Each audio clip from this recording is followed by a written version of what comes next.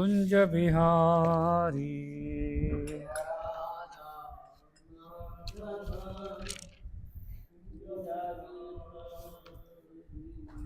जय राधा माधव कुंज बिहारी।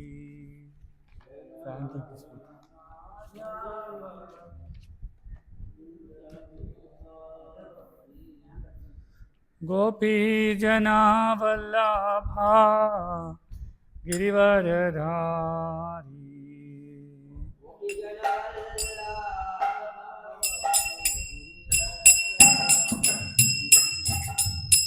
गोपी जना वल्लभा गिरिवरधारी।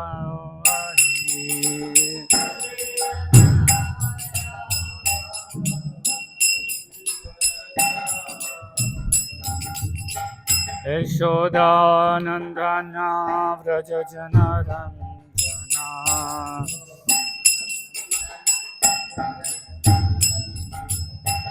यशोदानंदना व्रज जनरंजना।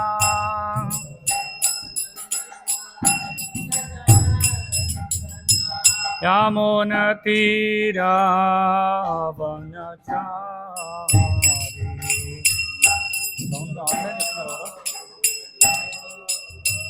यामुनतीरावनचारी।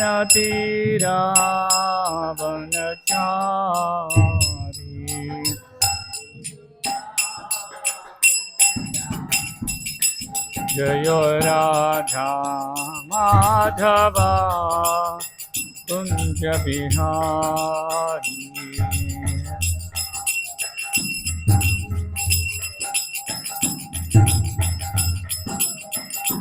जय राधा माधवा कुंज बिहारी।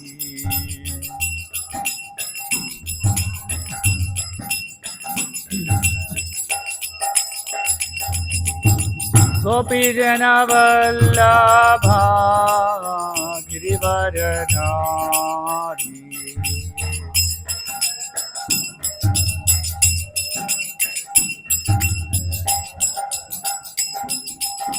गोपी जन वल्लभा गिरिवरधारी।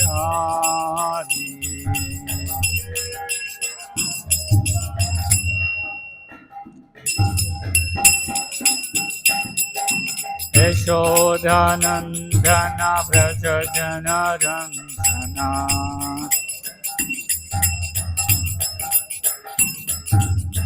यशोदानंदन व्रज जनरंजना।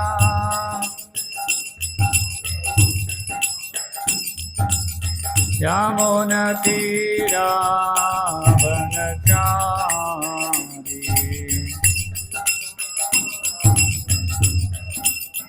यामुनतीरावनचारी।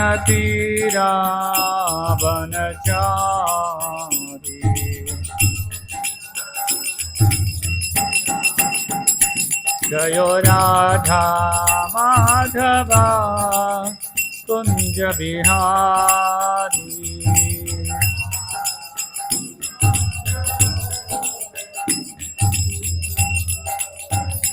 जय राधा माधवा कुंज बिहारी।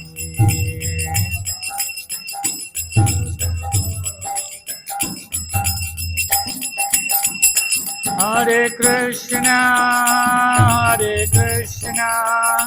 कृष्ण कृष्ण हरे हरे। हरे Ram Ram Ram Hare Hare.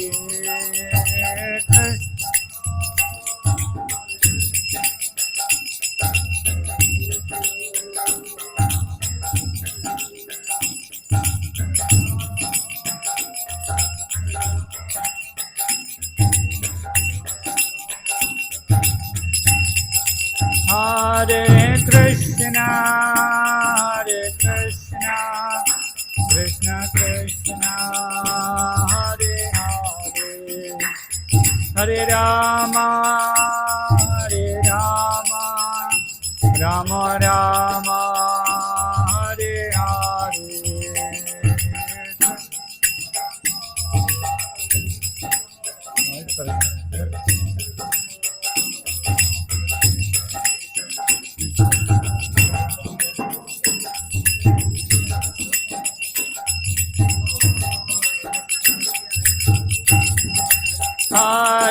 Krishna, Hare Krishna, Krishna Krishna, Hare Hare, Hare Rama, Hare Rama, Rama Rama, Hare Hare.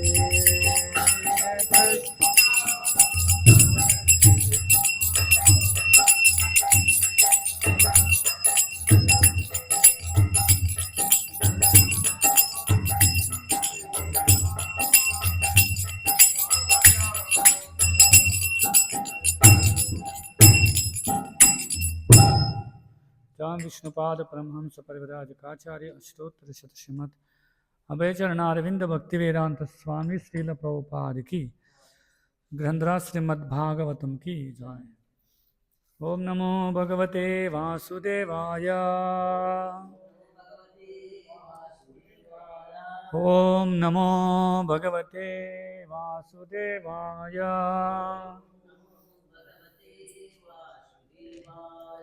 ओम नमो भगवते वासुदेवाय।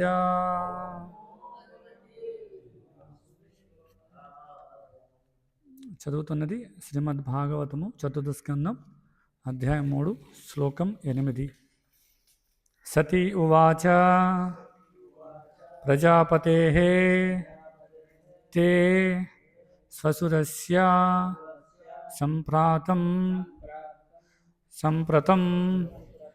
నిర్యాపితః యజ్ఞమః ఉత్సవః కిల వయం చ తత్ర అభిశరామ వామ తే యది అర్ధితా అమి విబుధా వ్రజంతి హి.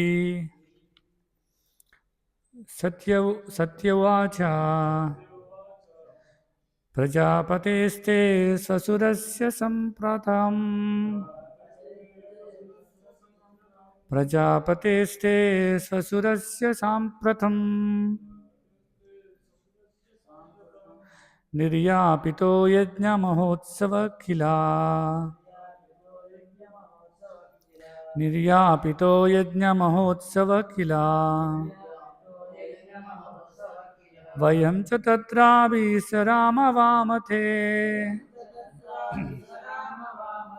వయం చ తత్రాభిసరామ వామతే యజ్జత్యతామి విబుధా వ్రజంతి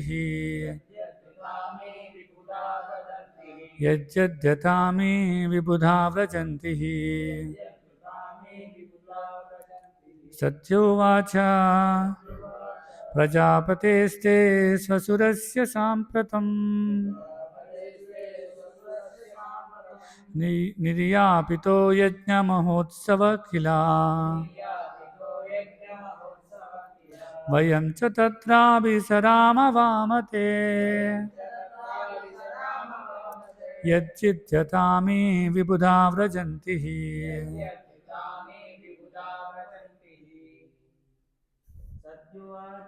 సత్యోవాచ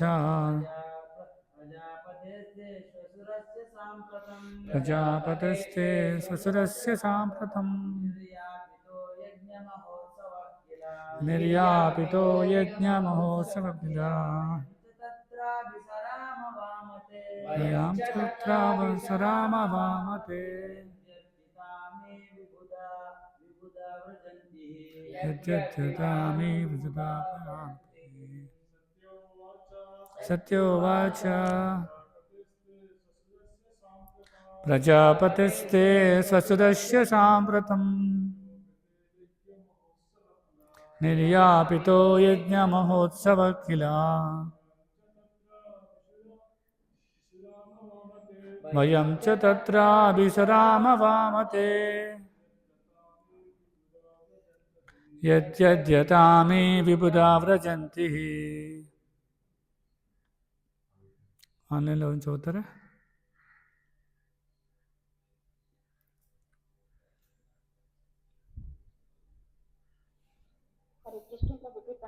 హరే కృష్ణ. సత్యోవాచ ప్రజాపతేస్తే స్వసురస్య సాంప్రతం నిర్యాపితో యజ్ఞమహోత్సవ కిల వయం చ తత్రాభిసరామవామతే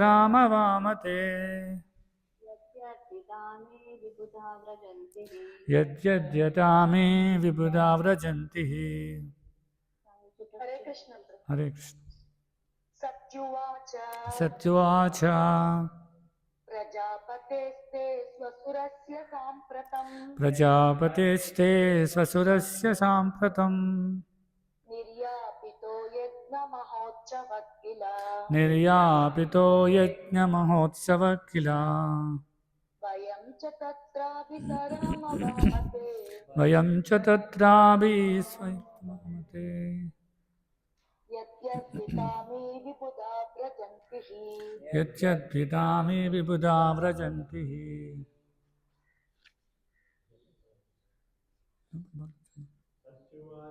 సత్యువాచ ప్రజాపతిస్తే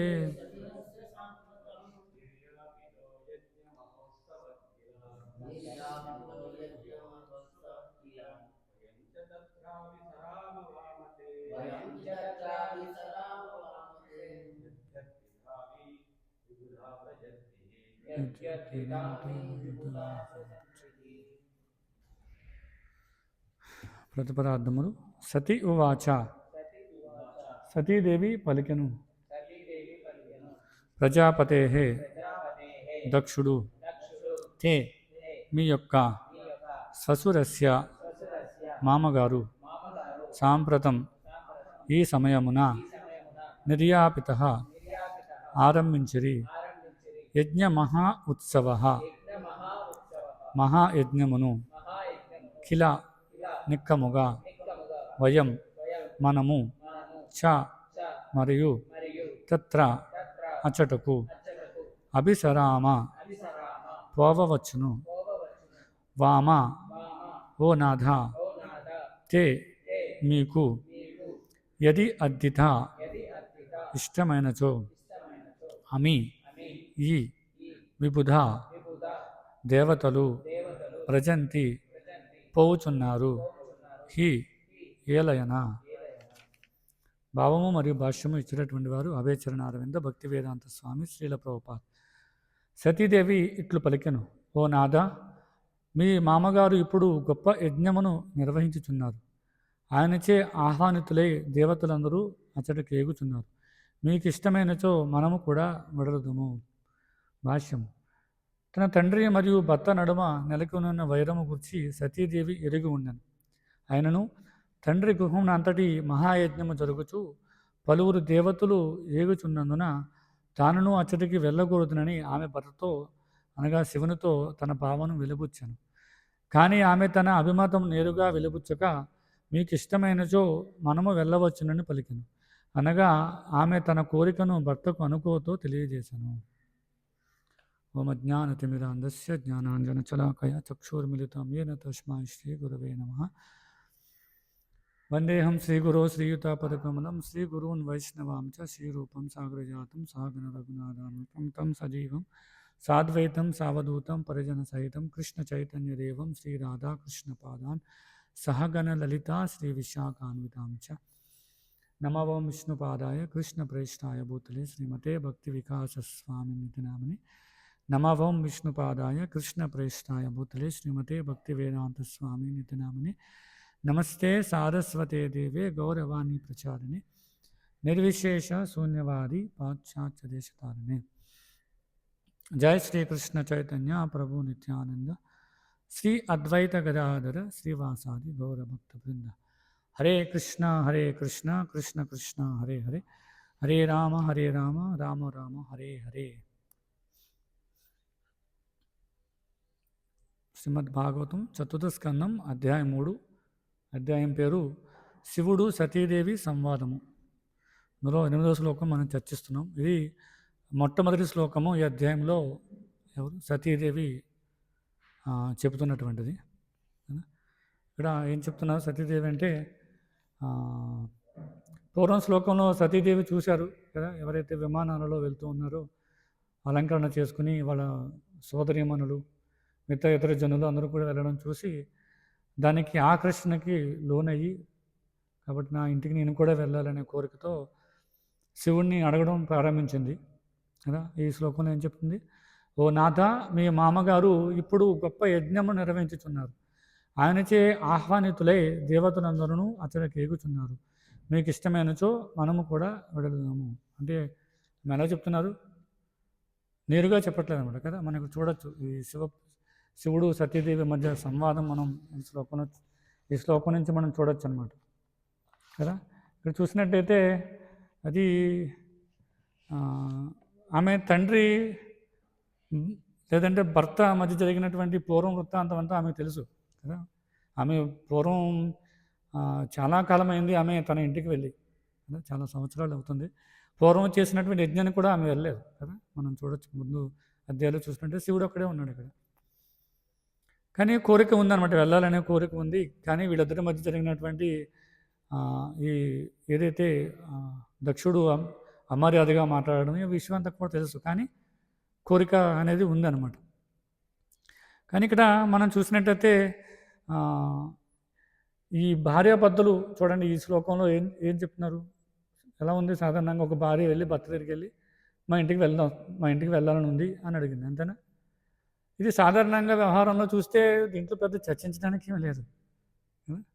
ఏంటి, ఒక భార్య వెళ్ళి భర్త దగ్గరికి ఏమండి నేను ఇంటికి వెళ్తాను, మా ఇంటికి వెళ్ళి 2 రోజులు ఉండి వస్తాను, పుట్టింటికి వెళ్ళాను. దీంట్లో ఏమైనా డిస్కషన్ ఉందా? సాధారణ జనులు ఇద్దరు అలా మాట్లాడుకుంటే దాంట్లో ఏమీ పెద్ద విచిత్రమే ఉండదు, దాంట్లో డిస్కస్ చేయాల్సిన కూడా ఏమీ లేదు. కానీ ఇక్కడ జరిగినటువంటి ఇద్దరు ఎవరు అంటే మహానుభావులు, వాళ్ళు సాధారణ వ్యక్తులు కాదు. శివుడు యొక్క భార్య అయినటువంటి పార్వతి కదా, వీళ్ళిద్దరూ సాధారణ వ్యక్తులు కాదు, సతీదేవి. కాబట్టి వాళ్ళిద్దరూ మధ్య ఇది జరిగింది కాబట్టి మనం చర్చిస్తున్నాం, అది ముఖ్యమైన విషయం. కాబట్టి ఇంకొక ముఖ్యమైన విషయం ఏంటంటే ఇక్కడ సతీదేవి నేరుగా చెప్పట్లేదు కదా, ఆమె నేరుగా చెప్పట్లేదు నేను ఇంటికి వెళ్ళి వస్తాను కాబట్టి నాకు అనుమతి ఇవ్వండి అని చెప్పట్లే కదా. మనం ఈ భాషలో ప్రభువులు చెప్తున్నారు ఏంటి, తన అభిమతమును నేరుగా వెలుపుచ్చక మీకు ఇష్టమైనచో మనం వెళ్ళవచ్చును అని పలికిను. అనగా ఆమె తన కోరికను భర్తకు అనుకోతో తెలియజేశాను. కానీ చాలా ముఖ్యమైన విషయం ఏంటంటే ఆమె నేరుగా చెప్పుండొచ్చు కదా, నేరుగా వెళ్ళి నేను ఇంటికి వెళ్తాను, ఎందుకు పంపరు, నేను వెళ్తాను చాలా కాలమైంది అని చెప్పొచ్చు. కానీ ఎందుకు అలా నేరుగా చెప్పకుండా, నేరుగా చెప్పడం వల్ల సమస్య ఏంటి అసలు? వెళ్ళి భార్య భర్త దగ్గరికి వెళ్ళి ఇంటికి వస్తాను అలా చెప్పట్లేదు. అలా చెప్పడం వల్ల వచ్చే సమస్య ఏంటి అసలు? చెప్పొచ్చు కదా. ఇప్పుడు సతీదేవి కూడా ఆ విషయం చెప్పొచ్చు, నేను ఇంటికి వస్తాను అని చెప్పొచ్చు. అలా చెప్పడం వల్ల సమస్య ఏంటి అసలు? అంటే అనుకోతో ఇండైరెక్ట్గా అడగడం వల్ల వచ్చే లాభం ఏంటి, డైరెక్ట్గా చెప్పడం వల్ల సమస్య ఏంటి? ఎవరైనా చెప్పండి. ఆన్లైన్లో ఉన్నవాళ్ళు కానీ స్త్రీలు చాలామంది ఉన్నారు. అలా డైరెక్ట్గా నేను వెళ్తాను అని చెప్పడం వచ్చే సమస్య ఏమిటి? ఎవరైనా చెప్పగలరా?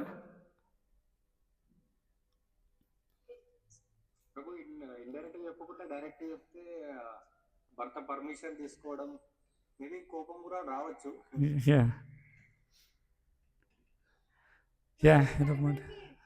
ఇదో కరెక్ట్, ఇదొక విషయం. ఇంకా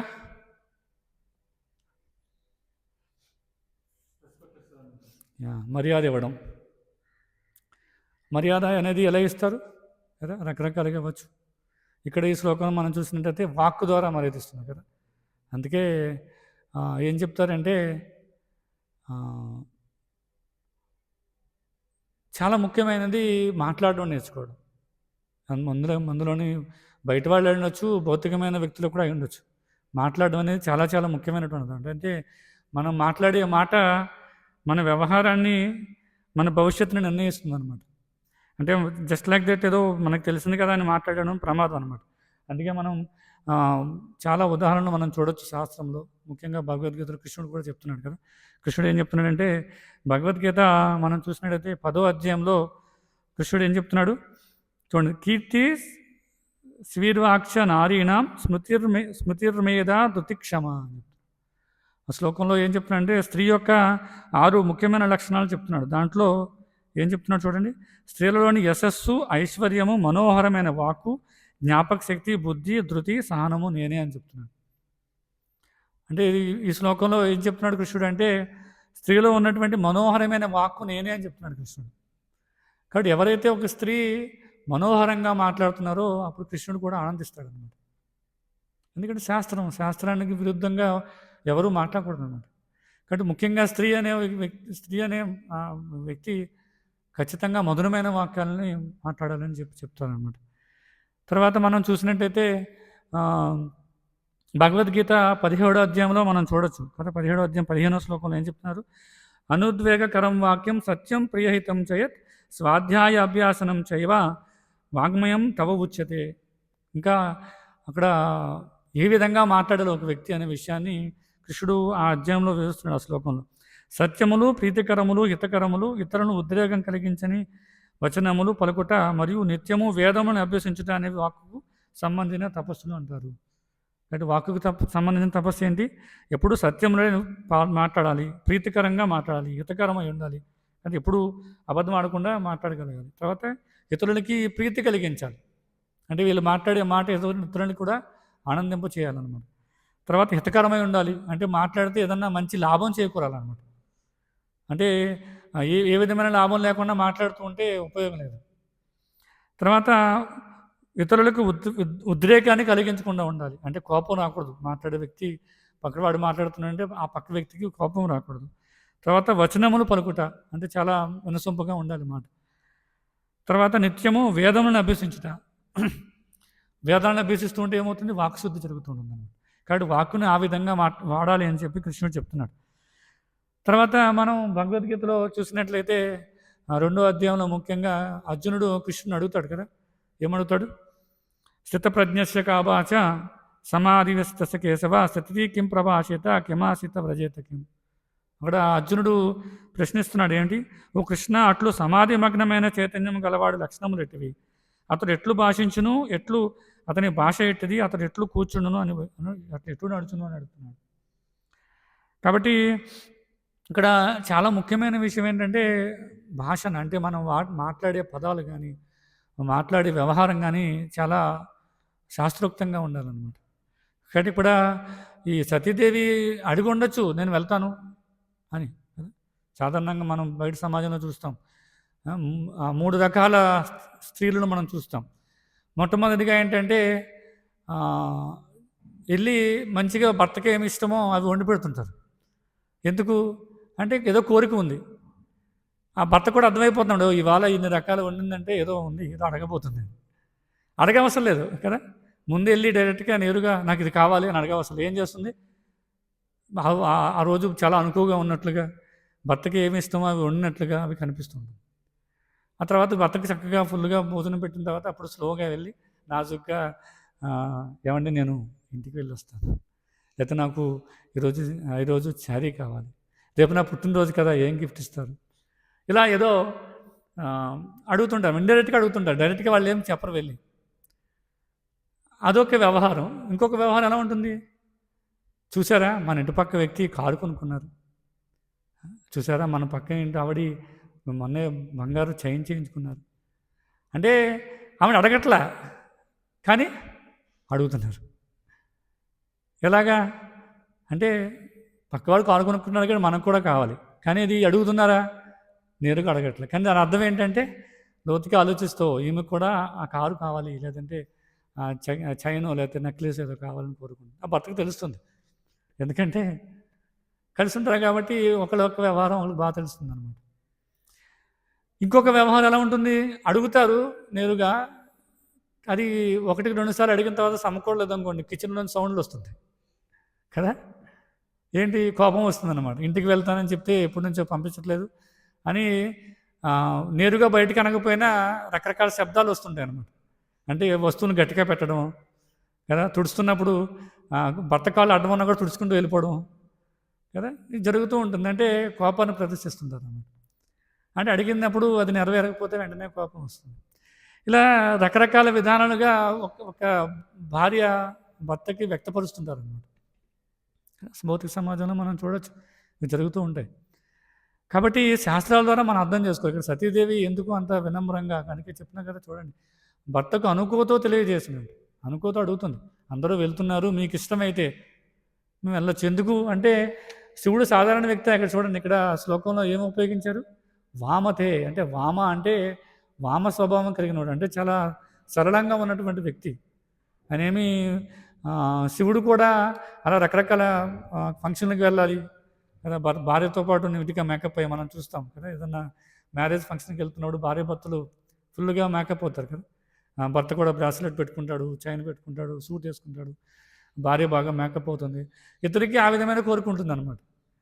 కాబట్టి అప్పుడేం ప్రాబ్లం ఉండదు కదా, ఫలానా వాళ్ళ ఫంక్షన్ వెళ్ళాలని అంటే సరే వెళ్దాం, మనం కారు వేసుకుని వెళ్దాం, మనకున్నటువంటి సంపదనంతా చూపించుకోవచ్చు కదా. ఇలా ఇద్దరు కూడా ఒకే ఆలోచనతో ఉంటారు. కానీ ఇక్కడ జరిగిన విషయం ఏంటి?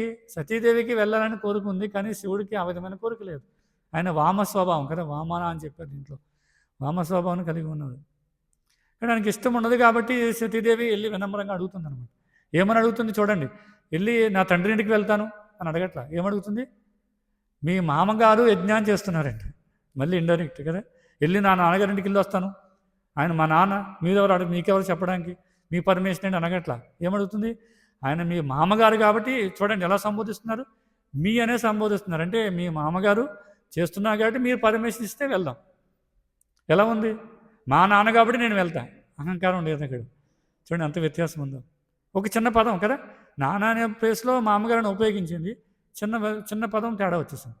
మీ నాన్న చూడండి ఎలా చేశారు, మీ నాన్న కదా. గొడవైనప్పుడు ఏం చేస్తారు?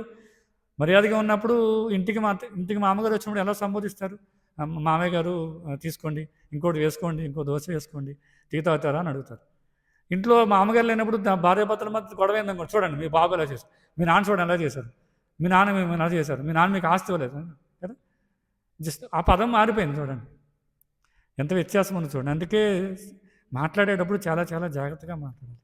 అందుకే శాస్త్రాల్లో ఒక పదం ఉంటుంది, వ్యంజన వృత్తి అంటారు. వ్యంజన వృత్తి అంటే సాధారణంగా స్త్రీలు నేరుగా మాట్లాడట కదా. మనం చెప్పాం చూడండి, పక్కవాడు కారు కొనుక్కున్నాడు, ఇలా జరిగింది, ఆ పలానా పుత్రుడు ఎలా చేశారంటే వాళ్ళ కొడుకు ఎలా జరిగిందంటే అలా చెప్తూ ఉంటారు అన్నమాట.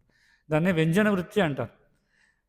అంటే అది ఒక విధంగా చూస్తే మనోహరమే, ఎందుకంటే నేరుగా కోపంగా అడిగేయడం కన్నా దూషించడం కన్నా ఒక విధంగా అది మంచిదే. కానీ అది ఒక్కొక్కసారి ప్రమాదం కూడా అవుతుంది. ఉదాహరణకి మనం శాస్త్రపరంగా చూసినట్లయితే చూడొచ్చు, ఈ మాయావాదులు ఇండైరెక్ట్గా చెప్తుంటారు, అదే నేరుగా చెప్పరు. ఉదాహరణకి కృష్ణుడు భగవద్గీతలో చెప్తున్నాడు, నాకే శరణాగతి పొందండి అని. అది నేరుగా వాక్యం కదా, వేరే ఆలోచన లేదు. కృష్ణుడు నేరుగా చెప్తున్నాడు, మన్మనా భక్తో మధ్యాజీ మాం నమస్కరు మామే వైశసి అని చెప్తున్నాడు. స్వతः నేరుగా చెప్తున్నాడు, ఏంటి నేనే అన్నిటికీ నాకు శరణాగతి పొందండి. కానీ మాయావాదులు ఏం చెప్తారు? అది కృష్ణుడు కాదు, కృష్ణుడిలా ఉండే వేరే వ్యక్తి అని చెప్తుంది. సో ఒక్కసారి ఆ వ్యంజన వృత్తి ఏదైతే ఉందో అది ప్రమాదం అవుతుంది. ఒక్కోసారి ఏం చేయాలి? నేరుగా మాట్లాడడం కూడా చాలా మంచిదన్నమాట. అర్థం చేసుకోవాలి మనం ఎప్పుడు ఎలా మాట్లాడాలి అనే విషయం. ఒకసారి భార్య కూడా చెప్తూ ఉంటుంది, కానీ అది భర్తకి అర్థం కాకపోతే కదా, అది వేరే ఏదో తెలుసుకుని ఏదో చేద్దాం అనుకున్నాడు, అది భార్యకి నచ్చదు, నేను అడిగింది ఇది కాదు కదా. ఏమంటారు? ఇండైరెక్ట్గా అడుగుతుంది, అది భర్తకు సరిగ్గా అర్థం కాదు, కానీ భర్త ఏదో తెచ్చిస్తాడు. అప్పుడు ఏమవుతుంది? నేను ఇది అడిగానా, నేను అడిగింది ఇది కాదు కదా అని కోపం వస్తుంది. అంటే ఒక్కోసారి నేరుగా చెప్పడం కూడా మంచిదన్నమాట. అందుకే అర్థం చేసుకోవాలి, ఎప్పుడు ఎలా అడగాలి అనే విషయం తెలుసుకోవాలన్నమాట కదా. కాబట్టి మనం చూసినట్లయితే ప్రభుపాల్ వారు ఈ 17వ అధ్యాయము 15వ శ్లోకంలో ఇచ్చిన భాషలో ఏం చెప్తారంటే, భక్తుల సాంగత్యంలో శాస్త్రంతో సమ్మతించబడిన విషయాలని ఎప్పుడు చర్చిస్తూ ఉండాలట. కాబట్టి ఈ మాట్లాడే విధానం ఏదైతే ఉందో మరి దాన్ని ఎలా నియంత్రించాలి కదా. రకరకాల స్థాయిలో రకరకాల జనులు మాట్లాడుతూ ఉంటారు, ఎంతో ప్రమాదాలను కూడా కొని తెచ్చుకుంటుంటారు కదా. భౌతికం ఇప్పుడు శాస్త్రపరంగా భక్తుల యొక్క విషయాన్ని వదిలేస్తే బయట సమాజంలో ఉండే కర్మిషులు యొక్క పరిస్థితి చూడండి. వాళ్ళు మాట్లాడే మాట ఎప్పుడైనా తుడి తప్పింది అంటే చాలా ప్రమాదం. మనం చూడవచ్చు, ఎన్నో హిస్టరీలో మనం చాలా చూసాం. ఉదాహరణకి ఎవరో రాష్ట్రానికి సంబంధించిన ఒక ముఖ్యమంత్రి మాట్లాడేటప్పుడు పదాలను సరిగ్గా ఉపయోగించడు కదా, మనం చూస్తాం కదా. తెలుగులో పదాలు స్పష్టంగా రాక మా పదాలను సరిగ్గా ఉచ్చరించకపోతే ఏమవుతుంది, ఓ పెద్ద రాద్ధాంతం అయిపోతుంది.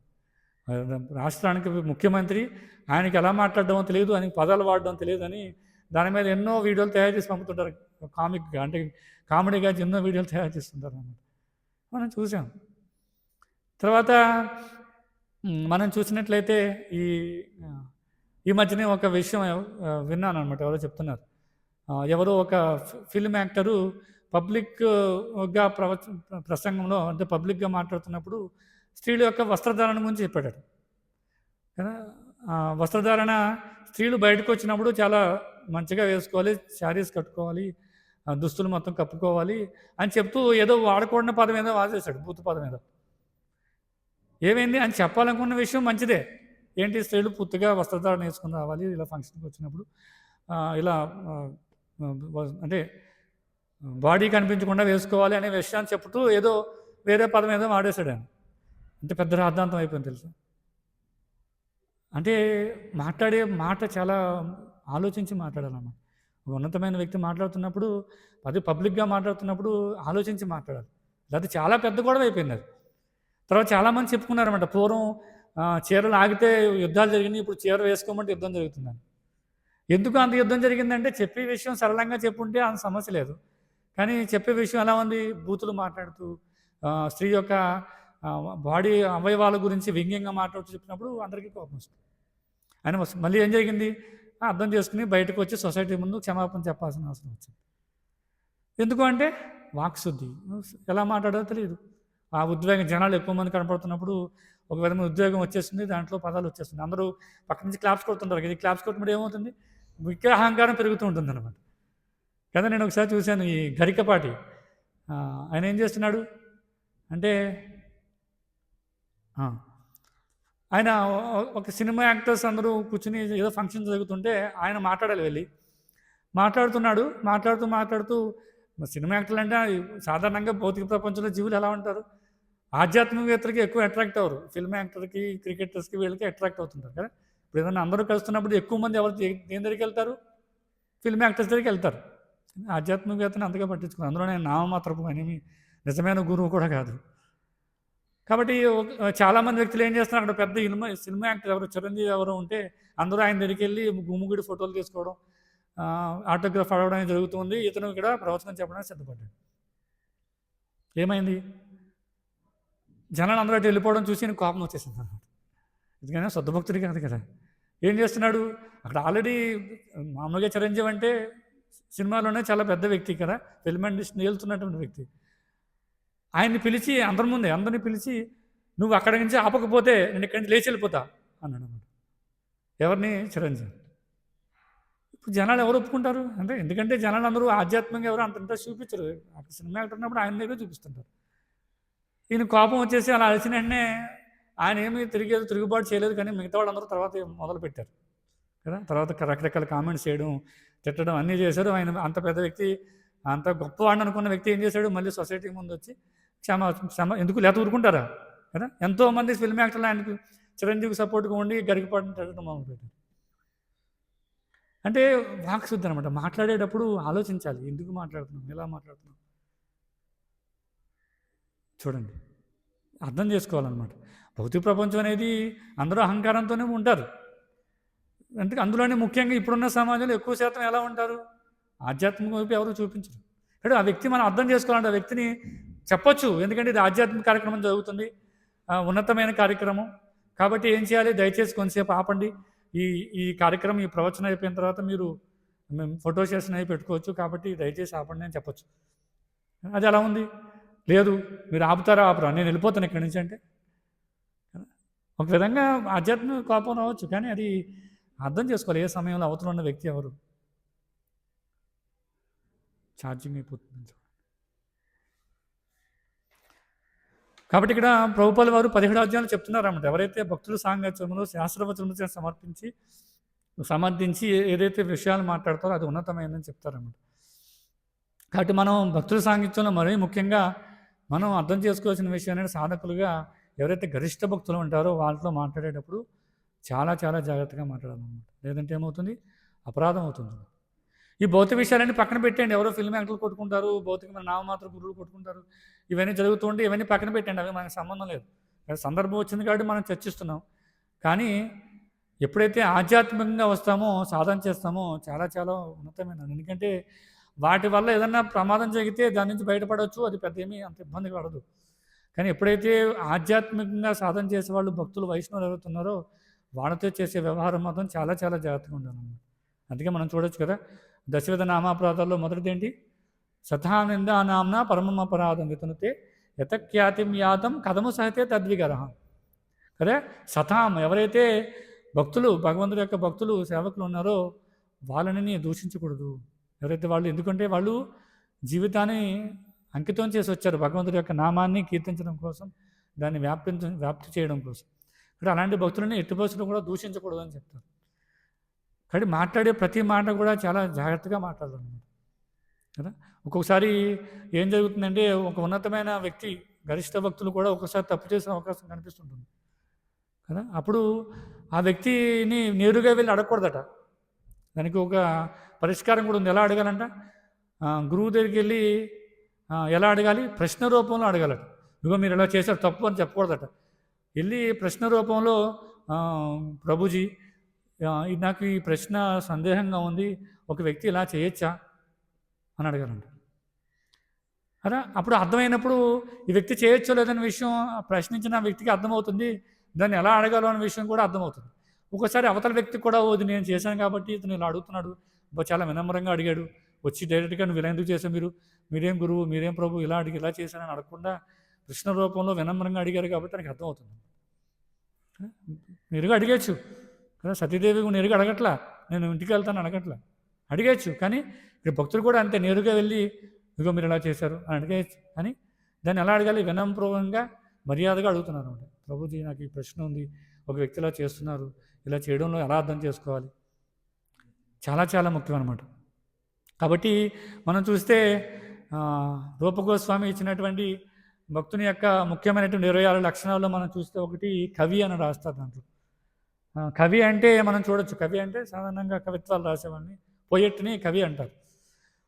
దాంట్లో వివరణ ఏమిస్తారంటే, ఎవరైతే నైపుణ్యాన్ని కలిగి ఉన్నారో మాట్లాడడంలో, ఇతరులకి ఆనందాన్ని చేకూర్చే విధంగా మాట్లాడడంలో ఎవరైతే నైపుణ్యతను కలిగి ఉన్నారో వాళ్ళని కవి అని అంటారు అన్నమాట. కాబట్టి భక్తుల్లో ఉండవలసిన ముఖ్యమైన లక్షణం 26 లక్షణాలు ఒకటి ఏంటంటే కవి. అంటే ఇతరులని కూడా ఆనందాన్ని కలిగించే విధంగా మాట్లాడగలరు. ఎవరో బాధపడకూడదు అన్నమాట, మాట్లాడుతున్నప్పుడు బాధపడకూడదు అన్నమాట. కానీ ఇక్కడ వచ్చినటువంటి ఒక విషయం ఏంటంటే, మరి అందరికీ అంత వినసొంపుగా, అంత మర్యాదపూర్వకంగా మాట్లాడే అంత శక్తి ఉంటుందా, అంత జ్ఞానం ఉంటుందా? మరి అందరూ ఒకే స్థాయిలో చాలా వినమ్రంగా మాట్లాడగలుగుతారా? సాధ్యం కాదు కదా. అందరూ ఒకే స్థాయిలో అందరినీ ఒకే విధంగా మర్యాద ఇవ్వడం అనేది సాధ్యం కాదు. ఇందులో కూడా రకరకాల తరగతులు ఉంటాయి మళ్ళీ. కానీ ఇక్కడ చూడాల్సిన ముఖ్యమైన విషయం ఏంటంటే చైతన్యం, భక్తుల్లో ఉన్నటువంటి చైతన్యం చూడాలన్నమాట.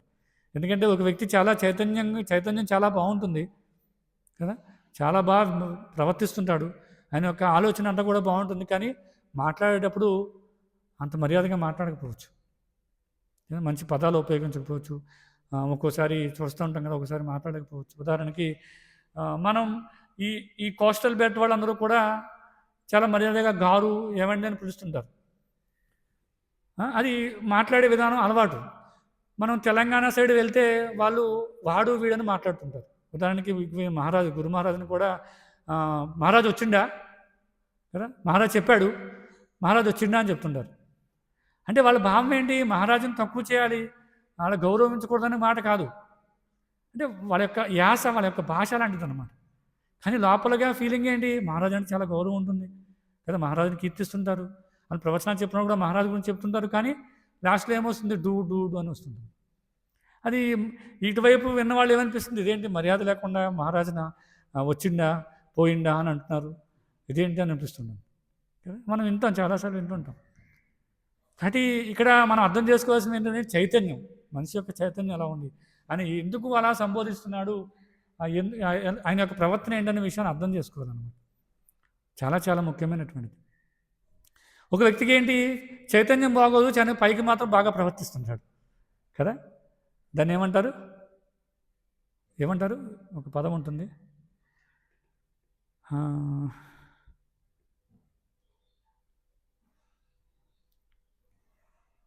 గుర్తు రావట్లేదు, గుర్తొస్తే చెప్తా. చైతన్యం మాత్రం బాగోదు, పైకి మాత్రం ప్రభుజీ మీరంటే చాలా గౌరవం ప్రభుజీ, నాకు అసలు మీరు లేకపోతే నేను లేని ప్రభుజీ, మీ వల్లే నేను జపం చేస్తున్నాను ప్రభుజీ. కపట స్వభావం, కపటత్వం అంటారు దాన్ని. సో పైకి ఎలా ఉంటుంది అసలు మేము చూడండి, కొంతమంది వచ్చిన పడలమే పడిపోతుంటారు, వంగిపోతుంటారు, మొత్తం ఇదంతా బెండ్ అయిపోద్ది అనమాట. చాలా వినమ్రంగా ప్రభుజీ అసలు మీరు లేకపోతే మేము లేం ప్రభుజీ, మీ వల్లే మేము ఉన్నాం ప్రభుజీ అంటుంటారు. లోపల మాత్రం చూడండి ప్రభుజీ స్వీట్ తింటున్నాడు, లేకపోతే ప్రభుజీ చూడండి ఎలా మాట్లాడుతున్నారు, ప్రభుజీ క్లాసులో నా గురించే చెప్పారు, నన్ను తిడుతున్నారు, ఇలా చేస్తున్నారు అలా చేస్తున్నారు. వెంటనే అపరాధం మొదలవుతుంది. లోపల మాత్రం భావం ఎలా ఉంటుంది? అపరాధ భావం ఉంటుంది, పైకి మాత్రం నటిస్తుంటారన్నమాట. ప్రభుజీ మీరు అసలు వాళ్ళు మాట్లాడుతుంటే పక్క వాళ్ళు ఎవరైనా కొత్త వాళ్ళు ఏమో అయ్యో బాబు ఎంత శుద్ధ భక్తులు చూడండి, ఎంత బాగా మర్యాద ఇస్తున్నాడు, అసలు గురువు అంటే ఎంత ఇష్టమో చూడండి నేను అనుకుంటా. కానీ లోపల ఫీలింగ్ ఎలా ఉంటుంది? అయ్యో చాలా దారుణంగా అనిపిస్తుంది అనమాట. అందుకే మనం చూస్తే ప్రభుపాదుల వారు ఈ 2వ అధ్యాయంలో అనుకుంటా, 2వ అధ్యాయంలోనే ఆయన భాష్యాన్ని వివరిస్తున్నారన్నమాట. చూద్దాం భాష్యం ఉన్నట్లయితే ఒకసారి చూద్దాం. ఓకే, ఇక్కడ చెప్తున్నా చూడండి. సంభాషించుట అనేది మానవుని ప్రధాన గుణలక్షణమైనందున కృష్ణ చైతన్యంలో ఎట్లు సంభాషించిన విషయం ఎంతో ప్రధానం. మూర్ఖుడు సంభాషించినంత వరకే మూర్ఖుడనుగా బయటపడకుండా ఉండును. విషయము అది తెలిసిందే. ఏంటంటే మూర్ఖుడు సంభాషించినంత వరకు అతను మూర్ఖుడని తెలియదట. ఎందుకు అంటే చక్కని వస్త్రధారణ ధరించిన మూర్ఖుడు సంభాషించకున్నచో బయటపడడు. కానీ ఒక్కసారి సంభాషించినతో అతడు తన నిజ స్వభావం వెల్లడి చేసుకున్నాను.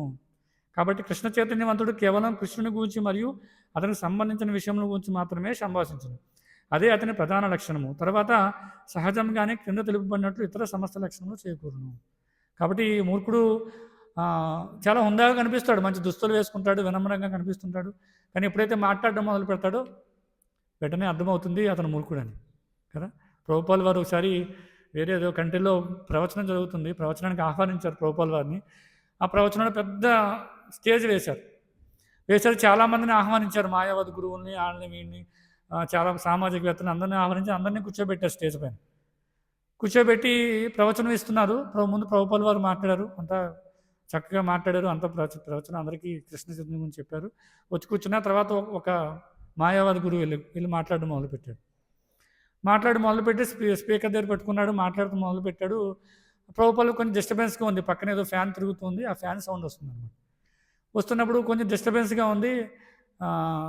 చూడడానికి ఎలా ఉంటాడు, అతను కూడా ఒక ఏదో గురువులా కనిపిస్తున్నాడు కదా, కాషాయం వేసుకున్నాడు, సంథింగ్ ఏదో చూడడానికి ఉందాగా కనిపిస్తున్నాడు. ప్రభుపాల్ వారు ఆయన ఏం చెప్తున్నారో విందాం అనుకున్నారు. వింటూ ప్రభుపాల్ వారు ఎవరినో పిలిచి ఆ ఫ్యాను ఆపేయమని చెప్తారు, ఎందుకంటే సరిగ్గా వినపడ్డాడు, డిస్టర్బెన్స్గా ఉంది. ఆయన మాట్లాడడం మొదలుపెట్టాడు. సదాగా అక్కడ ప్రభుపాల్ ఉండగా ఎవరు మాట్లాడగలరు. ఆయన మాట్లాడడం మొదలు పెడుతుంటే అర్థమైంది ప్రభుపాదికి. వెంటనే ఆయన చెప్పలేక అందరి ముందు ఆయన పిలిచి స్విచ్ ఆన్ ద ఫ్యాన్ అని చెప్తారు.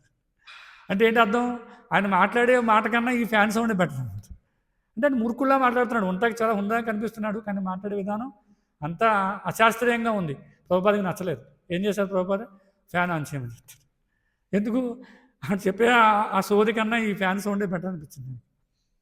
సో అది అర్థం చేసుకోవాలన్నమాట. అంటే చైతన్యం అనేది చాలా చాలా ముఖ్యం. అది మంచిగా మాట్లాడడం అనేది చాలా ముఖ్యం అనమాట. అందుకే మనం చూస్తే శాస్త్రాల్లో ముఖ్యంగా ఉపదేశామృతంలో చూడొచ్చు. ఉపదేశామృతంలో ఏం చెప్తారు? వాచోవేగం మొదటి మంత్రం కదా. వాచోవేగం మనసా క్రోధ వేగం జిహ్వావేగం ఉదరోపస్థ వేగం ఏథాన్ వేగాన్యో వితయేత ధీర సర్వామతీమాం పృథివీంశ శిష్యాత్ అంటే అక్కడ 6 రకాల లక్షణాలు చెప్తున్నారు, నియంత్రణలు కదా. అందులో మొట్టమొదటి ఏంటి? ఎందుకు మొట్టమొదటిగా పెట్టారు దాన్ని అంటే వాచో వేగం, అంటే మాట్లాడే వేగాన్ని నియంత్రించాలి. ముందుగా పెట్టారన్నమాట. ఎందుకంటే అది నియంత్రించకపోతే చాలా చాలా కష్టం కదా. ఆ శ్లోకం చెప్తున్నప్పుడు ప్రభుపాల్ వారు భాష్యాన్ని వివరిస్తారు. ఏమంటారంటే ఆయన కామెంట్లో ఒక వ్యక్తి కప్పలా మాట్లాడకూడదు అని చెప్తారు కదా. కప్ప ఏం చేస్తుంది? నీటిలో ఉండి, మురికి నీటిలో ఉండి బెక్క బెక్క బెక్క బెక్క బెక్క బెక్క అని వస్తుంటుంది. అది అరవడం వల్ల ఏమైనా ఉపయోగం ఉందా? లేదు. ఏమవుతుంది? ఆ సౌండ్ విని పాములు వచ్చి మింగేస్తాయి అన్నమాట. అంటే మరణాన్ని ఆహ్వానిస్తున్నాయి కప్పలు. బెకబెక బెకబెక బెకబెక అంటే అర్థం ఏంటి? నా మరణం ఆసన్నమైందని అర్థం. కాబట్టి వ్యక్తి ఆ, ఈ విధంగా మాట్లాడకూడదన్నమాట. అంటే కప్ప అరుపుల్లాగా బెకబెక బెకబెక అనకూడదు. మాట్లాడేటప్పుడు ఆలోచించి మాట్లాడాలి, శాస్త్రోక్తంగా మాట్లాడాలి. ఒక వ్యక్తి అలా మాట్లాడకపోతే ఏమవుతుంది? మరణాన్ని ఆహ్వానించినట్లే. అంటే అంటే అర్థం ఏంటి? అంటే ఒక వ్యక్తి కృష్ణ చైతన్యవంతంగా కాకుండా, కృష్ణుడి గురించి చెప్పకుండా అన్యదా ఏదైనా విషయాలు మాట్లాడుతుంటే దాన్ని ప్రజల్ప అంటారు. అలా ప్రజల్ప చేసినట్టు వ్యక్తి ఏమవుతుంది? మరణాన్ని ఆహ్వానిస్తున్నాడు. అంటే అర్థం ఏంటి? ఈ జన్మ వచ్చు జరా వ్యాధి చక్రం నుంచి బయటపడట్లేదు కదా. ఒక వ్యక్తి ఎన్నో జన్మలుగా మాట్లాడుతూనే ఉండొచ్చు. ఎంతో సాహిత్యంగా చెప్పవచ్చు, ఎన్నో కవితలు రాయొచ్చు, అన్నీ చేయొచ్చు. కానీ అడిగి మరణం తప్పుతుందా కదా. మనం చూడొచ్చు, సినిమా రైటర్స్ ఉంటారు, మంచి మంచి రచయితలు ఉంటారు, ఎంతోమంది గ్రంథాలు రాసేవాళ్ళు ఉంటారు కదా, నవల్స్ రాసేవాళ్ళు ఉంటారు, ఎంతో ప్రావీణ్యం ఉంటుంది కదా, ఎంతో అవధానాలు ఉంటారు, ఎంతో ప్రావీణ్యం ఉంటారు, అంతా చక్కగా మాట్లాడుతుంటారు. కానీ కృష్ణుడి గురించి చెప్పరు. కాబట్టి ఏమవుతుంది? వాళ్ళు మరణాన్ని ఆహ్వానిస్తున్నట్లే. ఎందుకు అంటే ఎప్పుడైతే కృష్ణుడి గురించి చెప్పరో అంతవరకు వాళ్ళు జన్మ వచ్చు జరావ్యాధి చక్రం తిరుగుతూనే ఉంటారు. కానీ ఇక్కడ ముఖ్యమైన విషయం ఏంటంటే ప్రభుపాదులు చెప్తారు, ఇది బెకబెక అరుపులతో కాకుండా కృష్ణ చైతన్యవంతంగా మాట్లాడాలి. ఎక్కడైతే భక్తుల సాంగత్యంలో శాస్త్రములతో సమర్థించబడినటువంటి విషయాలు ఏముంటాయో వాటినే మాట్లాడాలని చెప్తుంటారు కదా. ఇప్పుడు సతీదేవి చెప్తున్నారు, అది శాస్త్రోక్తంగా జరగట్లే. అక్కడ ఏం జరుగుతుంది? అందరూ కూడా సమకూడి, సాధారణంగా మనం చూడొచ్చు, బయట ఫంక్షన్కి వెళ్తే ఏం జరుగుతుంది? స్త్రీలందరూ కూడా సమకూడి ఏమనుకుంటారు? ఇదిగో నేను నెక్లెస్ చేయించుకున్నాను, ఈ పలానా శారీ పలానా షాప్లో కొన్నాను, ఇక్కడ మంచి డిస్కౌంట్ వచ్చింది. అందరూ కలిస్తే దీని గురించే మాట్లాడుకుంటారు. ఎవరైనా భగవద్గీత గురించో లేదా ఏదైనా ఫంక్షన్కి వెళ్ళి ఆడవాళ్ళు కృష్ణ చైతన్యం గురించి మాట్లాడుకుంటారా? వింటామా? అది ఎక్కడన్నా వినరు కదా. అది వినే అవకాశమే లేదు అక్కడ. ఒక 10 మంది స్త్రీలు కలిసి ఒక ఫంక్షన్లో కూర్చున్నారు అంటే ఎక్కువ శాతం భౌతికమైన విషయాలే మాట్లాడతారు. ఎక్కువ శాతం 100% భౌతిక విషయాలే మాట్లాడతారు. మనం చూడొచ్చు, ఎక్కడా కూడా కృష్ణ చైతన్యం గురించి కానీ, నేను పలానా చోట ఆ రోజు ఆదివారం నువ్వు రాలేదు, అక్కడ ఆదివారం ఇస్కాన్ టెంపుల్లో ప్రవచనం దీని గురించి చెప్పారు, ఈ విషయాలు చెప్పారు అని చెప్తారా? అది అసంభవం అన్నమాట, సాధ్యం కాదు. అందుకే భక్తుల సాంగత్యం అనేది చాలా చాలా ముఖ్యమైనటువంటిది.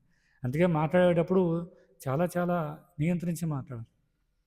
అందుకే మనం శాస్త్రంలో చూసినట్టయితే నియంత్రణ ఎలా జరుగుతుంది కదా, మన యొక్క ఇంద్రియాల నియంత్రణ ఎలా జరుగుతుంది? ముఖ్యంగా నాలుక యొక్క నియంత్రణ. అందుకే మనం భక్తిరసామృత సింధులో చూస్తే అక్కడ శ్లోకం చెప్తారు, ఏంటది? అత శ్రీకృష్ణనామాది నవవేద్గ్రాహ్యం ఇంద్రియై సేవన్ముఖై జిహ్వాదో స్వయం ఏవ స్ఫురత్యద అని చెప్తారు. అంటే అక్కడ అర్థం ఏంటి అంటే, మన భౌతికమైన ఇంద్రియాలతో భగవంతుడి యొక్క నామరూప గుణాలు అర్థం చేసుకోలేం. అత శ్రీకృష్ణనామాది నవవేద్గ్రాహ్యం ఇంద్రియై కదా, ఈ గ్రాహ్యమైనటువంటి ఇంద్రియాలు కదా, ఈ భౌతికమైన ఇంద్రియాలతో భగవంతుడి యొక్క నామరూప గుణాలు అర్థం చేసుకోలేము. కాబట్టి అక్కడ ఏం చెప్పారు? సేవన్ముఖే జిహ్వాదో, అంటే జిహ్వ ద్వారా ఎవరైతే సేవ చేయడం ప్రారంభిస్తారో వాళ్ళు అప్పుడు అర్థం చేసుకోవడం మొదలు పెడతారు. ఆ విధంగా వాళ్ళ యొక్క మిగతా ఇంద్రియాలన్నీ కూడా పవిత్రమవుతాయి అని చెప్తాను కదా. మరి నాలుగుతో చేసే సేవ ఏంటయ్యా అంటే, నాలుగు ఏం చేస్తుంది? 2 రకాల పనులు చేస్తుంది. ఒకటి మాట్లాడడము, ఇంకొకటి రుచి చూడడం. కాబట్టి కృష్ణ చైతన్యవంతులు అవ్వగలిగే వ్యక్తి ఈ 2 చాలా చాలా ముఖ్యమైన విషయాలు అన్నమాట. మొట్టమొదటిగా ఒక వ్యక్తి కృష్ణ చైతన్యంలోకి వస్తున్నారంటే మొట్టమొదటిగా చేసే పని ఏంటంటే నాలుగుతో పని చేస్తాడు కదా. ఎవరు కూడా వాళ్ళ యొక్క మిగతా ఇంద్రియాలను ఎక్కడ నియంత్రించరు కదా. మనసును నిమగ్నం చేయలేరు కదా, బుద్ధిని నిమగ్నం చేయలేరు, శరీర ఇతర అవయవాలను నిమగ్నం చేయలేరు. మొట్టమొదటిగా ఏం చేస్తారు వాళ్ళు? మనం ఏం చెప్తామని వస్తే జపం చేయడం అని చెప్తాం కదా, హరినామం హరే కృష్ణ మహామంత్రం అని చెప్పి జపం చేయమని చెప్తాం. అంటే వాళ్ళు మొట్టమొదటిగా నాలుగుతో వాళ్ళ యొక్క సేవలను మొదలు పెడుతున్నారు అన్నమాట. కాబట్టి ఎప్పుడైతే నాలుగుతో సేవ చేయడం మొదలు పెడతారో, భగవంతుడి యొక్క నామాన్ని కీర్తించడం మొదలు పెడతారో, తర్వాత భగవత్ ప్రసాదాన్ని స్వీకరించడం మొదలు పెడతారో వాళ్ళు పవిత్రం అవుతుంటారు అన్నమాట కదా. మనసు పవిత్రం అవుతుంది. హరే కృష్ణ కృష్ణ కృష్ణ హరే హరే హరే రామ్ రామ్ రామ్ హరే హరే అని జపిస్తున్నప్పుడు మనసు పవిత్రం అవుతుంది. మనసులో ఉన్న మలినాలన్నీ కూడా తొలగిపోతాయి కదా. మనం రోజు అదేగా పాడతాం, చేతో దర్పణ మాజ్జనం భవ మహాదావాగ్ని నిర్వాపనం శ్రేయైఖైరవ చంద్రికా వితరణం విద్యావధూ జీవనం ఆనందాముదివర్ధనం ప్రతిపదం పూర్ణామృతాస్వాదనం సర్వాత్మస్వప్నం పరం విజయతే శ్రీకృష్ణ సంకీర్తనం అని చెప్తాం. మనం రోజు పాడుతాం. ఇక్కడ ఎప్పుడైతే హరే కృష్ణ మహామంత్రాన్ని మనం జపిస్తూ ఉన్నామో అప్పుడు హృదయం శుభ్రపడుతుంది. ఈ కామక్రోధ లోభ మదమత్సరాల నుంచి బయటపడుతుంది. ఎప్పుడైతే అలా పవిత్రం అవుతారో అప్పుడు మిగతా ఇంద్రియాలన్నీ కూడా పవిత్రం అవుతుంటాయి. ఎందుకంటే మనసు ద్వారానే కదా మిగతా ఇంద్రియాలను కూడా నియంత్రించాడు.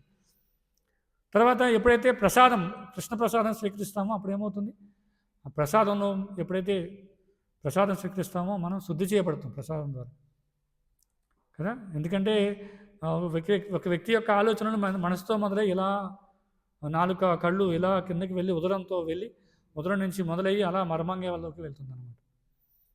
కాబట్టి చాలా అర్థం చేసుకోవాల్సిన విషయం ఏంటంటే, ఎవరైతే కృష్ణ చైతన్యంలో సాధన చేస్తూ పురోగతి సాధించాలని ఎవరైతే అనుకుంటున్నారో మనందరం కూడా ఏం చేయాలి, అత శ్రీకృష్ణ నామాది నవవేద్గ్రాహ్యం ఇంద్రియై సేవన్ముఖై జిహ్వాదో, నాలుగుతో సేవ చేయడం మాత్రం ఎప్పుడూ ఆపకూడదు.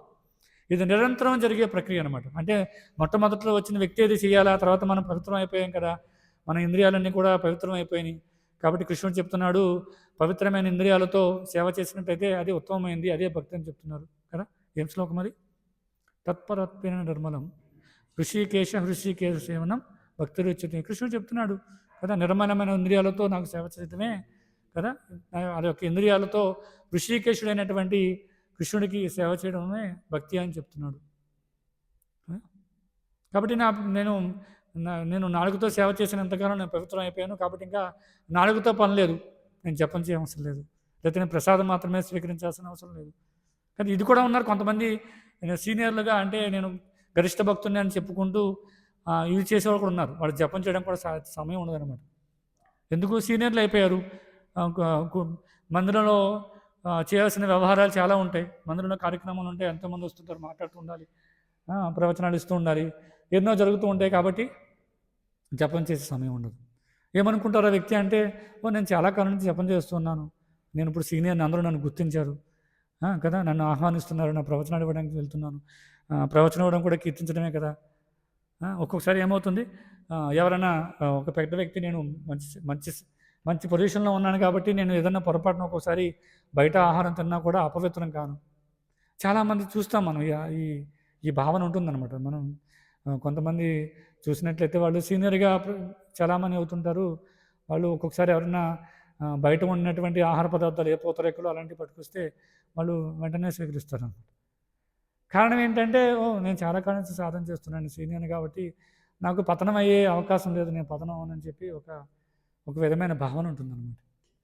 కాబట్టి ఇది మొదటి రోజు నుంచి ఉండాలన్నమాట. ఈ నాలుగుతో సేవ చేయడం అనేది మొదటి నుంచి ఉండాలి.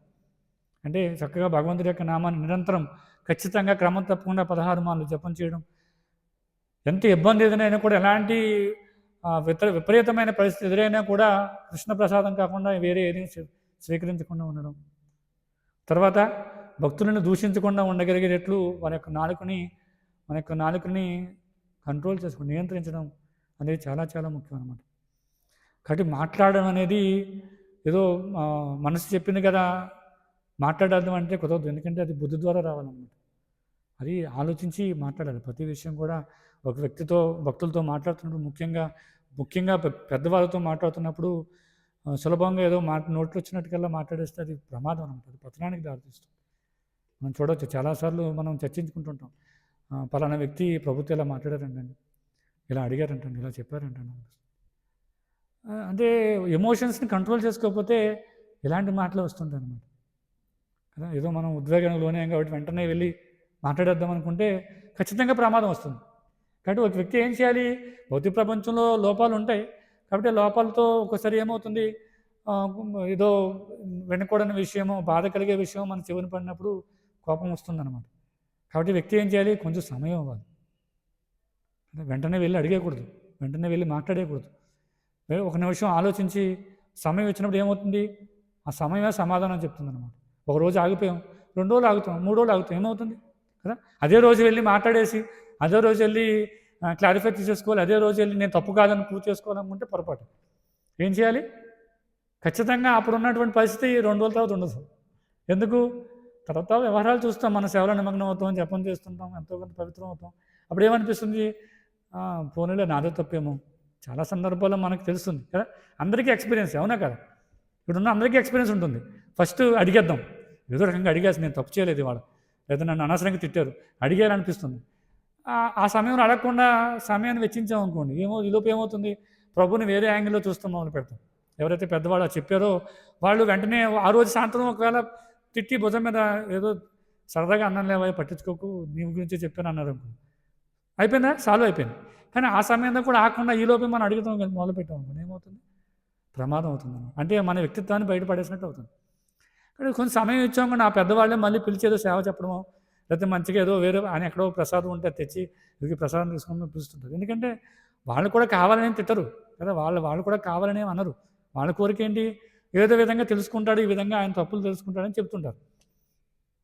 మనం ఈలోపే కంగారు పడిపోయి ఇలా అనేసారు నేను తప్పు కాదని చూపించుకోవాలి, ప్రూవ్ చేసుకోవాలని వెంటనే వెళ్ళిపోవడం మొదలు పెట్టాం అనుకోండి, ఖచ్చితంగా ప్రమాదం జరుగుతుంది. సమయం ఇచ్చాం ఒక రోజు కాకపోతే 2 రోజులు 3 రోజులు సమయం ఇచ్చిన తర్వాత అప్పటికి కొంచెం ఇబ్బందిగా అనిపించి మనసు ఒప్పుకోవట్లేదు, అప్పుడు వెళ్ళి వినమ్రంగా అడగచ్చు, ప్రభుజీ మీరు ఎలా అన్నారు, నాకు దీంట్లో ఏదో ఇబ్బంది అనిపిస్తుంది, దీనివల్ల నేను కొంచెం అట్టయ్యాను, సాధారణంగా భౌతిక ప్రపంచంలో స్వభావం కదా, కాబట్టి దీనివల్ల నేను కొంచెం ఇబ్బందికి గురయ్యాను ప్రభు, దీన్ని ఎలా అర్థం చేసుకోవాలి, అలా అడిగారు. మళ్ళీ చూడండి పలానా రోజు మీరు ఎలా అన్నారు, అందరి ముందు నన్ను కించపరిచారు, కాబట్టి నేను దాన్ని తట్టుకోలేకపోతున్నాను అని ఉద్వేగానికి లోనైపోయి నేను అసలు ఉండలేను, ఇక్కడ మీరు చెప్పిన సేవ చేయలేను, నాకు అది ఇష్టం లేదు, అలా చెప్పకూడదు అనమాట. మళ్ళీ 3 రోజుల తర్వాత కూడా మీకు ఇబ్బంది అనిపిస్తే అప్పుడు మనం వెళ్ళి చెప్పొచ్చు, ప్రభుజీ నాకు ఇలా అర్థం అవ్వలేదు, మీరు ఇలా అన్నారు ఆ రోజు, ఎందుకన్నారో నాకు అర్థం కాలేదు, కాబట్టి కొంచెం దానికి క్లారిఫికేషన్ ఇస్తారా అని అడిగారు. ఎలా ఉంది, అప్పుడు ప్రభు కూడా చాలా, ఎవరైతే పెద్దవాళ్ళు ఉన్నారో వాళ్ళు కూడా చాలా ఆనందానికి, ఇతను ఏదో తెలుసుకోవాలనుకున్నాడు, నేను చెప్పింది ఆ రోజు నేను తిట్టిన దానికి అర్థమైనట్లేదు, కాబట్టి దాన్ని ఏం చేస్తారు, మళ్ళీ కొంచెం స్మూత్గా ఇలా చెప్తే ఇలా అయితే బాగుండు, ఇలా అయితే బాగుండు అని చెప్పాను, ఇది అర్థం చేసుకోమని చెప్తారు. ప్రాబ్లమ్స్ వాళ్ళు ఇద్దరు చక్కగా మళ్ళీ ఇద్దరు ఏ మనస్పర్ధలు లేకుండా చాలా ఆనందంగా సేవ చేసుకుంటారు. లేదంటే ఏమవుతుంది, లోపల పురుగు తిరుగుతూ ఉంటుంది, సేవ ఆనందంగా చేయలేము, జపం ఆనందంగా చేయలేము కదా. అందరికీ ఇది ఎక్స్పీరియన్స్, ప్రతి ఒక్కరికి ఖచ్చితంగా ఏదో స్థాయిలో ఎక్స్పీరియన్స్, ఎందుకంటే అందరికీ లోపాలు ఉన్నాయి, కాబట్టి అర్థం చేసుకోవాలన్నమాట. సతీదేవి అడిగేసి వెళ్ళి నేరుగా నేను వెళ్తాను, ఎందుకంటే నా తండ్రి చాలా గొప్పవాడు, తర్వాతలోకంలో చూస్తాం, నా తండ్రి చాలా గొప్పవాడు. తర్వాతలోకంలో ఏం చెప్తున్నారు, ఆయన తండ్రి పంపించినటువంటి ఆభరణాలు ధరించి వెళ్ళిందంట, ఎందుకంటే శివుడి దగ్గర ఏముంటాయి కదా, ఆభరణాలు నా తండ్రి ఇచ్చినవి, నా తండ్రి కాబట్టి నీకు నన్ను ఇచ్చి పెళ్లి చేశారు. చాలామంది గొడవలు అవుతున్నప్పుడు వింటుంటారు, చెప్తుంటారు అన్నమాట, ఏమంటారు, అసలు మీకు అర్హత లేదు నాకు పెళ్లి చేయడానికి, మా నాన్నకి బుద్ధి లేక మీకు పెళ్లి చేశారు కదా అంటుంటారు. వాళ్ళకి ఆలోచించలేదు, పెళ్లి చేసే ముందు నా పీక్ కోసేశారు, నేను విన్నాను, నాకు అసలు మీకు అర్హత లేదు, నా పీక్ కోసేశారు, మీలాంటి వాళ్ళ నుంచి పెళ్లి చేసి తప్పు చేశారు, నేను బోడంత బంగారం తెచ్చుకున్నాను, బోడంత భూమి తెచ్చుకున్నాను, మీకు అంత సంపద లేకపోయినా కూడా నేను తెచ్చుకున్నాను కాబట్టి మన కుటుంబం ముందుకెళ్తుంది కదా అనిపిస్తుంటుంది. ఆ పరిస్థితులు ఏమంటారు, నా ఇష్టం, నేను తెచ్చుకున్నాను, నా సంపాదన, కాబట్టి నేను ఏదైనా చేసుకుంటాను, నేను ఇంటికి వెళ్తాను, సినిమాకి వెళ్తాను కదా. ఒక్కోసారి సినిమాకి వెళ్ళిపోయాక ఫోన్ చేస్తారు, ఈరోజు సినిమాకి వెళ్ళాను, ఇంట్లో పనులు చూసుకోండి, చాలా వింటుంటాం ఇవన్నీ. కారణం ఏంటంటే అహంకారం అన్నమాట. ఎందుకు వస్తుంది అహంకారం అంటే ఇదిగో, అందుకే శాస్త్రంలో ఏం చెప్తారంటే, సాధారణంగా వివాహం చేసినప్పుడు పెళ్లి కొడుకు ఎవరైతే ఉన్నారో ఆయన ఒక మెట్టు పైన ఉండాలంట అన్ని విషయాలు, ఎందుకంటే ఇలాంటి సమస్యలు వస్తాయి. అందుకే పెళ్లి చేసే ముందు ఇటు 7 తరాలు అటు 7 తరాలు చూడాలని, ఎందుకంటే ఇదే కారణం. కానీ ఇప్పుడు ఎలా అయిపోయింది, లవ్ మ్యారేజెస్ కదా, లేదంటే మగ పురుషుడు అనుకుంటాడు స్త్రీ దగ్గర ఎక్కువ ఆశ ఉంది కదా, మనం కష్టపడక్కర్లేదులే కదా, ఏ పని చేయవసరం లేదు, ఆ సంపద సరిపోతుంది జీవితానికి ఏంటర్థం. ఇలా ఎన్నో రకాలు, అది భక్తులు కాకపోతే ఎన్నో ఉంటాయి దీంట్లో, భక్తుల్లో ఈ విషయాలు ఉండవు అన్నమాట, అది మనం అర్థం చేసుకోవాలి. ఓకే, కాబట్టి ఇక్కడ ఈ సతీదేవి శివుని యొక్క సంవాదం ద్వారా మనం ఏం అర్థం చేసుకోవచ్చు అంటే, మాట్లాడే విధానం. అందుకే భాగవతంలో ప్రతిదీ కూడా వివరణ ఉంటుంది అన్నమాట. ఎన్నో విషయాలు శ్రీమద్ భాగవతం ద్వారా మనం తెలుసుకోవచ్చు కదా. మనం నిన్న కూడా చర్చించాం, ఈరోజు ఈ వాక్ గురించి మాట్లాడుతున్నాం. ఇలా మనం మాట్లాడితే చూడండి, చాలా సూక్ష్మంగా ఎన్నో విషయాలు చర్చించుతాం ఒక పదం మీద, కాబట్టి అది ఆ విధంగా అర్థం చేసుకోవాలన్నమాట. చూడండి, సతీదేవి చాలా వినమ్రంగా అడుగుతుంది, కాబట్టి మాట్లాడే విధానం శాస్త్రోక్తంగా 1-2 సార్లు ఆలోచించి మాట్లాడడం, సమయం తీసుకుని మాట్లాడడం అనేది భక్తులకి చాలా చాలా ఉన్నతమైనటువంటిది. అందుకే వైష్ణవుల్లో 26 లక్షణాల్లో కవి అని చెప్తున్నారన్నమాట. ఆ కవి అనే లక్షణాన్ని ఖచ్చితంగా అందరూ కూడా పెంపొందించుకోవాలి. హరే కృష్ణ. ఏమైనా ప్రశ్నలు, సలహాలు, సూచనలు?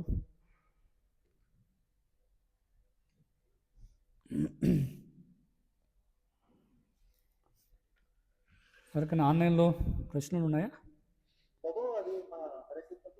చెప్పండి ప్రభు. అవునండి. ఎందుకు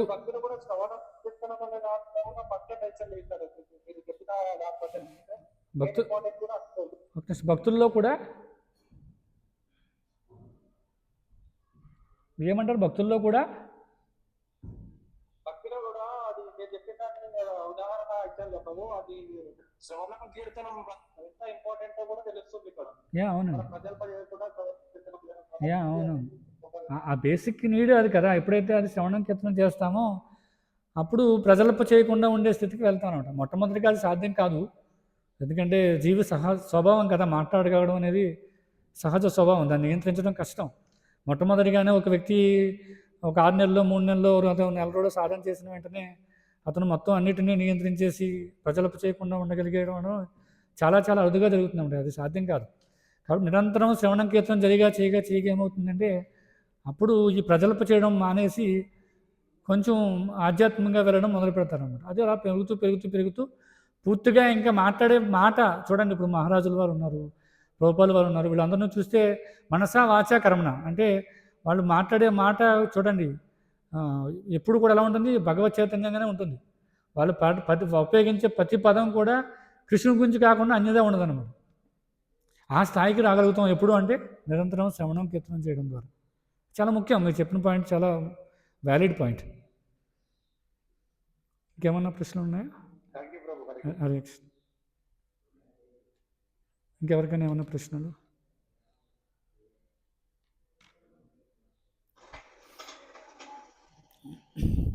దుఃఖహరి ప్రభు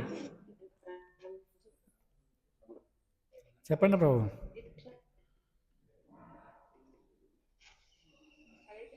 హరే కృష్ణ. చెప్పండి మాతాజీ.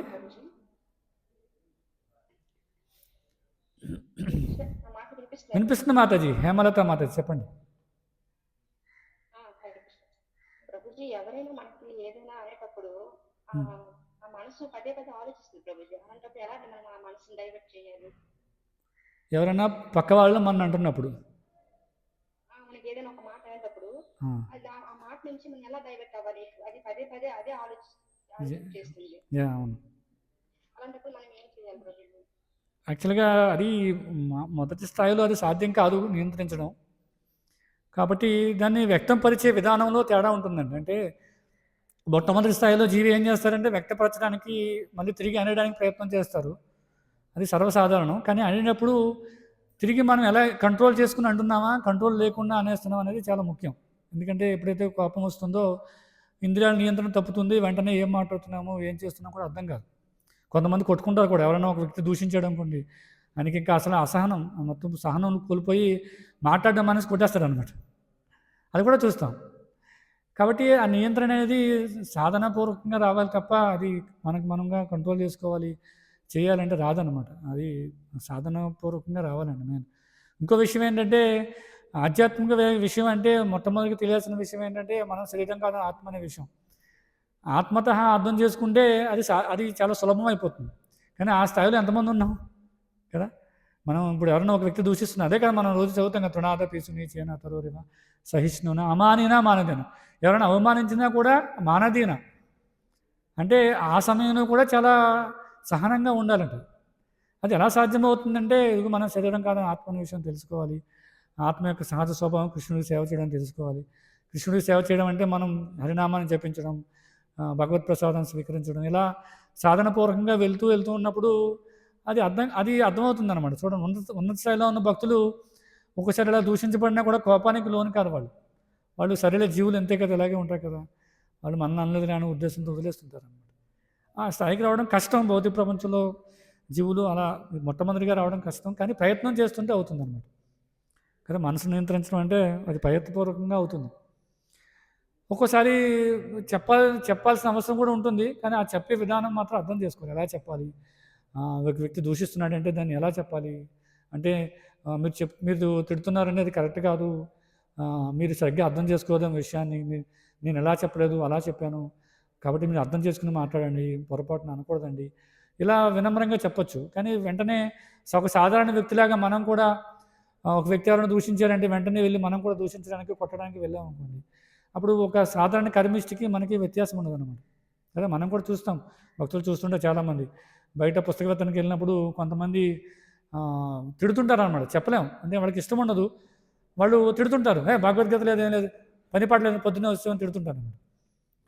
భక్తులు దాన్ని ఎలా సాధారణంగా ఎలా స్వీకరిస్తారని, అలా కాదండి, కొంచెం దీని గురించి అర్థం చేసుకోండి, మానవ జీవితం లక్ష్యం అండి అనేది చెప్పడానికి ప్రయత్నం చేస్తారు. అలా కూడా తిట్టడం మొదలు పెట్టడం కూడా అక్కడి నుంచి వెళ్ళిపోతారు అన్నమాట. అంతేగాని చూడు నువ్వు మూర్ఖుడా, నేను శుద్ధ భక్తుని వస్తే, నేను పెద్ద భక్తుని వస్తే నన్ను దూషిస్తావా, నన్ను తిడతావా, భగవద్గీతను తిడతావా, నువ్వు నాశనం అయిపోతావు అని చెప్పి వెంటనే వాళ్ళు ఏం కోపాన్ని తెచ్చుకోరు. వాళ్ళు చెప్తాకు ప్రయత్నం చేస్తారు, కాదు ఇలా అండి ఇలా అని చెప్తున్నారు. సో అది మనం ఆ విధంగా అర్థం చేసుకోవాలండి. మనం ఇచ్చే రిప్లై ఆ విధంగా ఉండాలి. హరే కృష్ణ. నెక్స్ట్ ఇంకెవరికైనా?